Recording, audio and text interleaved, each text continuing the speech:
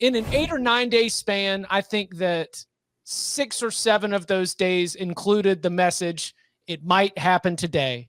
And sure enough, Bryan Harsin gets a vote of confidence from the Auburn administration. We have completed our investigation, our wide-spanning investigation into the head coach in the football program, and we're going to move forward with Bryan Harsin as head coach. Bryan Harsin released a statement. He and his family have seen the best in some people and the worst in some others, and we're really disappointed with some of y'all, and we're emboldened by others. So as Bryan Harsin moves forward as Auburn's head football coach, I open floor here. How does Bryan Harsin move forward as Auburn's head football coach? What is the best path for he and the Tigers if they're going to try to find some kind of level of success this fall? It's pretty simple. Like, those devices that you see in movies and television that can scan for wiretaps. He should scan everything in every room he enters from this point on to see if there's any wiretaps. He should check for cameras. And then after he finds out the room is clear, he can go back to coaching football. But he doesn't cheat. That's the problem. It's not about cheating. I'm just saying they're going to be looking for anything, because it's clear that a lot of people in power there want him gone and want to replace him, but they couldn't because they couldn't find enough dirt or whatever the hell they needed to make it happen cheaply. So it's going to be a mission from this point on to find a reason to be able to do it. That's all. It's such a dumpster fire. I don't know if I feel like it's irreparable, and yet you have to run with it. Like, there's no choice. Like, you can't go in a different direction now. Like, I feel like you kind of wish Bryan Harsin would have been like, all right, screw you guys. I'm out of here. You don't want me, but I wouldn't do it if I had all that money coming my way either. So then you're kind of both, because I can't imagine Bryan Harsin's pumped to be at Auburn still. I haven't been done projecting myself onto Bryan Harsin. He has thrown me for enough loops here where I was like, I don't know, this guy's a wild card. maybe so, but I don't know how this is fixed or resolved other than, a disastrous next season. I think the writing's on the wall, but what if he's 7-6, or what if he's 8-5 and he loses a bowl game? What is the record? Is it a record based, or is it relational based? Is it the players make a push for him, say he's our guy? Is it beating Bama? I don't know what would be enough in any scenario. I look at the amount of transfers who have gone, the staff turnover. I look at it and say, this year is going to be a disaster for Auburn. So then I'm kind of like, well, you guys should have just ripped the Band-Aid off and cut another check, because there's so much negativity. And I saw this happen in Florida State with Willie Taggart. You have a fraction fan base. It's not good. It's not good. It's not healthy. And very rarely does it work in the end with a finished product on the field. So you guys know my thoughts on the long-term outlook for Bryan Harsin at Auburn. I was willing to bet you and give you odds that he would not be the head coach in 2023. But now it looks like he's going to coach the season here in 2022. I think they wanted Bryan Harsin out for a couple reasons. One, he did not mesh with a lot of players. I don't think you can go and be the hard ass in modern day SEC football if you do not also follow it up with recruiting, and recruiting at a high level, which is the other thing why they wanted him out. Now, good on Bryan Harsin for saying, no, pay me my money, and no, I don't want to sign an NDA if you're not going to give me the full boat, right? Because Auburn kind of did him dirty in the way they tried to do it. And I think they were probably right to try to move on from him as fast as possible. And I'm not really a big, make a quick head coaching change guy, but I don't think it was going to work out there. I thought it was a bad fit from the start. I thought the guys he hired on staff from Boise were not going to be very good recruiting wise. Now they have a really uphill battle recruiting. A&M is killing it. LSU is going to do better than he will. Certainly Georgia is Georgia. And by the way, Nick Saban is still not retired yet. But Chip, to your question of how does it work out this year? Maybe you start 5-0, right? With Mercer, San Jose State, Penn State, Missouri, and LSU, all in Auburn. But if you don't, we're going to be talking about a coaching change in October. So inflation's only rising. $18.5 million is it's going to go down, I think, to 12, and then that means you only need to pay $6 million up front, and hell, $12 million might be in today's dollars might be $9 million by the time we get to October. So Who knows? There's a lot of stuff going on there, certainly. And Tom's right. They didn't find the actual cause, because is not actually a reason. Shout out The Office. But it's not going to work. Let's be real about this. Like they're basically have kind of a lame duck season coming up. See, Do you think? Well, I just think that Bryan Harsin is selling something. Like, he imagines that Auburn can be a team that doesn't need to go and get the 5 stars, that it's going to be the OKGs, and we're going to win with culture. We're going to win with execution. It's almost like he wants to imagine Auburn as a what Mark Stoops has done at Kentucky, right? Where, we're just going to win with this culture and this toughness, and we're not going to be lighting it up with these 5 stars. And I just think that just doesn't run with what powerful people at Auburn want. And the idea Auburn would fire Mark Stoops if Mark Stoops had Kentucky level results at Auburn. Yes, that's what I'm saying. Is that Bryan Harsin, even in the best case scenario, if he's not going to play the game of talent and accumulation and try to rely on his own coaching and his own player development, then you're never going to have enough time to even see the best case scenario of that working out. When you say, do you guys think the culture, how much of this do you think is a reflection on Bryan Harsin being too hard and Gus Malzahn being too soft? Because I'm torn on this one, because I think. You think the transition had to play a role? Yeah, clearly that's a shock to the system. That to me is what the transfer portal is for. Like, if you signed up to go to play with Gus Malzahn and he's one style of coach and he's let's say a little bit less disciplined, a little bit friendlier with his style, he's just a little bit more cordial with you.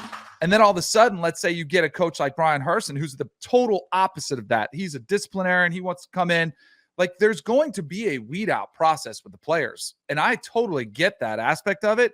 And I appreciate the players that stood up and were like, no, we're not looking for like a guy can coach. If you want a best friend, find it somewhere else. But the guy can coach. And I almost felt like that was not a shot, but like an indictment on Gus Malzahn. Like, maybe he was too friendly. Maybe that's why they were good, but not great. Like, maybe that's because he was a little bit too close to the players. Like, when I saw Smoke Monday's comments, you guys see what he said? About not knowing his parents? About, yeah. I'm like, what is this, kindergarten? Like, you want him to call your parents? Like, this is college football. This is a big time business. So what if he doesn't call your mom and dad to check in and make sure they're okay? Like, I get it. Like, some schools may do that. Maybe Gus was that way. Maybe he was cordial with everybody. But I can promise you, my parents in 4 years never got a phone call from Coach Bowden. Like, and I guarantee you he didn't know their name. Now, the thing that Coach Bowden was good about was he'd be like, hey, how's your mom and dad doing? Like, he would ask about them and act like he was interested in them. But there was no point in him having a conversation over it. Like, it just wasn't a part of it. I don't like. And maybe it's just a change in today's player where all this constant recruitment, maybe you have to do that. But I look at some of the players there and I'm like, stop crying, go out there and play. Like, the coach wants to win. And some of the players did feel like that was cool with them. Like, hey, our coach is disciplined and he wants to win. But it just feels so fractured now. It's beyond repair. But some of this I do like, as much as we want to blame the boosters, I think the locker room not buying in, and to be fair, Bryan Harsin not to be able to get them to buy in, that's a big part of this problem too. Did you use the phrase weed out intentionally? Yeah, because I think you do want to weed out. I thought there was a double meaning there from you. Yeah, absolutely. And this happens at every school, and we're going to go over the new coaching hires. There's going to be painful relationships where guys don't buy in. And guess what? If you don't want them there, you need to get them to transfer. Like, you might want them gone, So, and I know that's something that has happened at Florida State again, like, from a firsthand level. Like, not everybody's going to buy in, but that's okay. Like, you don't have to have them buy in. It's okay as long as you replace it with talent. And the talent Auburn is bringing in is not matching up to the talent that is leaving. So they are going backwards in terms of talent on that roster. And the boosters correctly ascertain that. That's why I fully agree with them trying to get him out. I don't really agree with some of their methods, obviously, but like, they're not wrong. They see that Auburn is going to backslide under Harsin because they are not bringing in quality players. But I think I talked about this a little bit last week. The real funny thing about all this is that none of it's going to matter. You could have fired Harsin and hired somebody, and it wouldn't have changed anything. Like, Auburn would recruit better. but they'd still be in the same division and same state as Alabama. They'd still be competing with LSU. They'd still be competing with Texas A&M. They'd still have to play Georgia every single year. Like, and we talked about it. Gus Malzahn had top 10 recruiting classes, wasn't winning titles, wasn't winning the division, wasn't winning the SEC like he did the first year there when he first took over, when he had, they got to the BCS title game. But after that, it was a whole hell of a lot of 8-5 seasons. And then, some wins over Alabama to keep the Wolves at bay a little longer for another season, as he would begin every single year on the hot seat in danger of losing his job. So at least Bryan Harsin will be keeping that tradition at Auburn alive. That's their greatest football tradition right now. But I don't know realistically, what coach are you bringing in if you're Auburn right now that's going to change any of that? Jimbo's at A&M, Brian Kelly's at LSU, Saban's at Alabama, Kirby Smart's at Georgia. What are you changing? You are going to be the third place team in the SEC West. That's just what you are until Nick Saban leaves Alabama, and you're just kind of burning all your money trying to fix it when you can't. John Mack in the chat says, does the booster behavior, does it matter in terms of the Auburn job's attractiveness? Do these tactics and these scandals mean that other coaches would stay away from this job? Depends on the paycheck, because I'm sure some coaches will happily take $8 million for a year to get fired. But I think that it definitely I think if you're looking for the kind of coaches they're looking for somebody who can win a national title and can bring that kind of process, hell yes, it impacts how that coach views the school, because he's going to have other options. So why is he going to come to your dumpster fire when he can go somewhere else and fix things a lot quicker? Billy Napier was targeted for the Auburn job in the last cycle before Harsin was hired. When he was introduced at Florida, there was a lot of talk about alignment, about everybody being on the same page, and about things that apparently he felt were comfortable in place and not as unstable at Florida as what was happening at Auburn. I think that if you are missing out on potentially great coaches on the rise, your only other option is to pay out the ass just to get like a Brian Kelly kind of hire. Like you go to James Franklin and you say 8 point whatever, you do something absolutely stupid, because it's very difficult based on the way that things have gone for these head coaches. If I'm a coach on the rise, I'd be worried that whatever happened at Auburn would mess up my trajectory in a way that could keep me from reaching my own peak as a head coach. Who was the last head coach at Auburn to leave that school for a better job? Whose career improved after Auburn? Gene Chizik won a national title and got fired. Gus Malzahn left Auburn and had to go to UCF. It's not exactly a job that's catapulting you anywhere.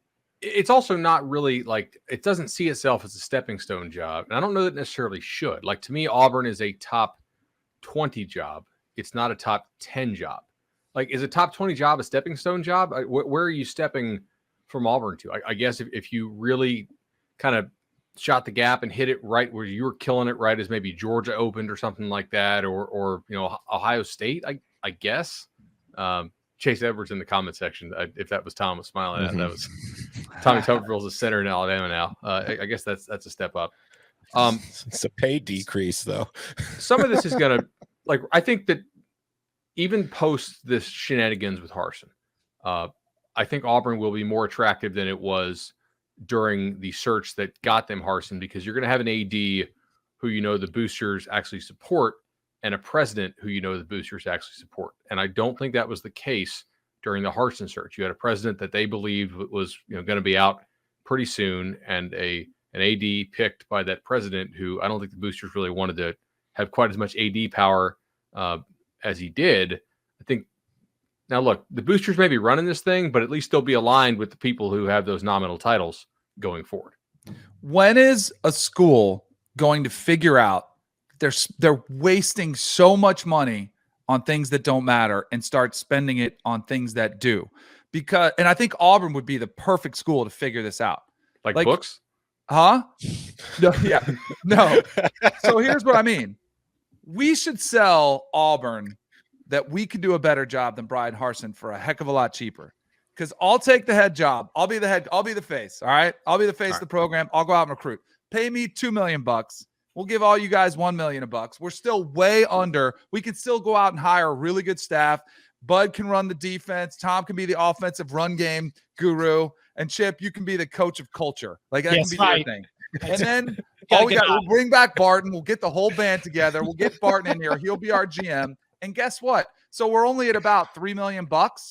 Let's take the other 7 that's left over and we'll spend it on players. We're like, because all these rumors about let's actually just be upfront about it. When is the school going to just flip the script and say, instead of writing these checks for buyouts for coaches not to do anything, why don't we take that risk and put it on players and start buying the best classes that money can buy and go get a coach who may not is the hottest name, but he can coach. Like all you have to do is put a squad out there with a pretty decent game plan. And if it's made up of all 4 and 5 stars like Nick Saban has, then maybe you have a better chance to win 8 or 9 games than you do now.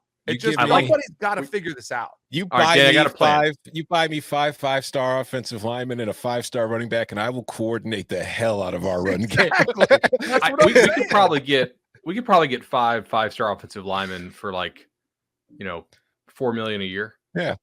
Like that or excuse me, $4 million over 4 years. I think that's probably doable.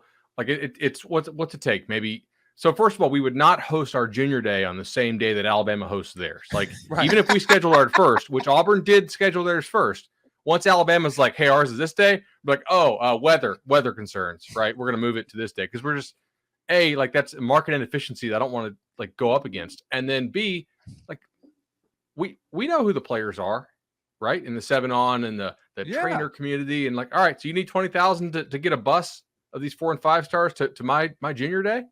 I'm willing to do that. My contract's guaranteed. Right? I'll take less money. Just don't fire me. Like I just don't want any cause in my contract. A loosely gotta pay me out. coached team of 4 and 5 stars is basically just Texas football. What we are offering is a cheaper version of going 7 and 5. Exactly. And we can I guarantee we can beat Kansas. I guarantee you that. We're going to beat Kansas with our culture because we got you coaching up the culture, Chip. That's right. It's tougher than that.